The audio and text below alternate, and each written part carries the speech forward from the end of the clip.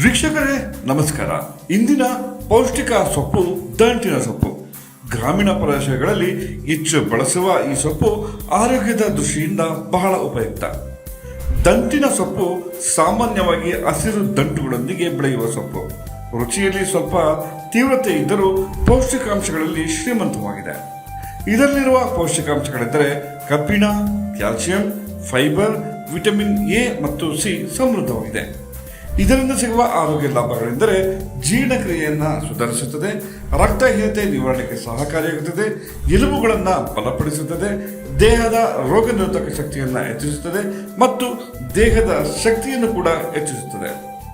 ಇದನ್ನು ಸೇವಿಸುವ ವಿಧಾನ: ದಂಟಿನ ಸೊಪ್ಪನ್ನು ಪಲ್ಯ, ಸಾರು, ದಾಲ್ ಅಥವಾ ಸಾಂಬಾರ್ನಲ್ಲಿ ಸೇವಿಸಬಹುದು. ಗಮನಿಸಿ, ತಾಜಾ ಸೊಪ್ಪನ್ನು ಆಯ್ಕೆ ಮಾಡಿ ಚೆನ್ನಾಗಿ ತೊಳೆದು ಬೇಯಿಸಿ ಸೇವಿಸಬೇಕು. ಸರಳ ಸೊಪ್ಪು ಆದರೆ ಆರೋಗ್ಯದ ಬೆಂಬಲ ದಂಟಿನ ಸೊಪ್ಪು. ಇಂತಹ ಪ್ರತಿದಿನ ಒಂದು ಸೊಪ್ಪಿನ ಮಾಹಿತಿಗಾಗಿ ನಮ್ಮ ಚಾನಲನ್ನು ಸಬ್ಸ್ಕ್ರೈಬ್ ಮಾಡಿ.